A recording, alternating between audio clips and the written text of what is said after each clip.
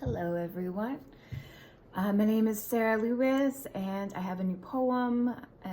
I chose this poem for National Poetry Month because I feel like it really exemplifies why I write, and that art is activism, that your voice has the ability to revolutionize and alter perceptions and, demand that socio-political change that we want in society. And yeah, I just always try to encourage this to the youth, to community members.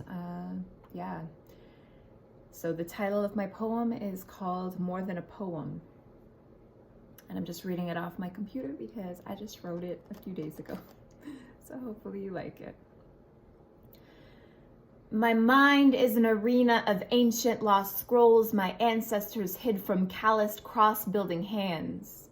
Teachings, truth, land, and culture wrap around teeth and spit into this mic, fighting to be heard.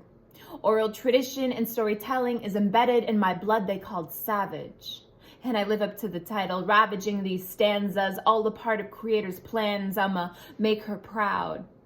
Know that I'm not known to sugarcoat the truth, rhyme genocide with something pretty and fruitful to make your ears dance or sweeten your palate. I call it like it is.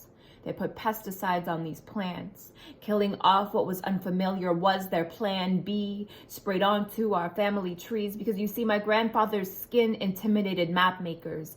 Poets, encyclopedists, and historians could not compete with the rich traditions, knowledge, stories, and history carried in his creases.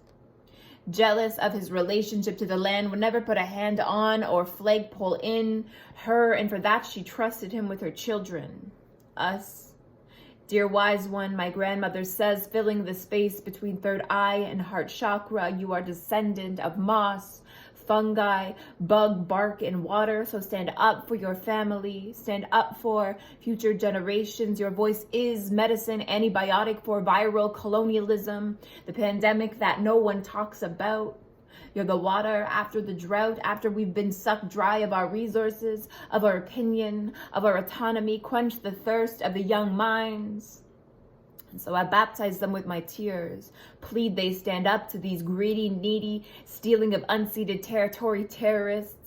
Their voices, their raised fists are gifts. This is more than hand to pen, pen to paper. This is more than a collection of poems or 15 minutes of fame. These words connect to resurrect the silenced ones. Expose the violent acts on mother tongues, their mouths held shut by wooden planks 6 feet under. They're the fire that will burn these planks to embers. They speak through me and you, a revelry of reunited elders stand behind you and me. The irony is that these savages were never the ones with the finger on the trigger, but always behind the barrel of the machine that bites. My poetry is a peaceful protest, a right, so please don't shoot the messenger. I don't need guns to blow you away. I'm the sweetgrass sage smudging legend in the flesh, decolonizing the systems that hold you and I hostage. I burn their standardized tests. I was never able to pass, laugh at the man who calls himself a philanthropist. I immerse myself in your system and become his therapist. Tell him he has mommy issues, toxic relationship with Mother Earth, but she's not taking his shit no more. She knows her worth.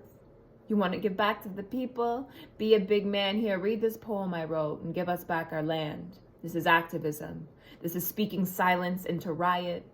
The stories are braided in my hair. Poetry is my meditation, my prayer. Can be found after my father's death, throughout my addiction, the moment I fall in love with life again. Because when a crack pipe becomes a pen, a eulogy becomes a poem about resiliency. This is more than a few words that rhyme. This is a lifeline. So will you share your gift? Future you is asking, will you pick up when it calls you? Miigwech.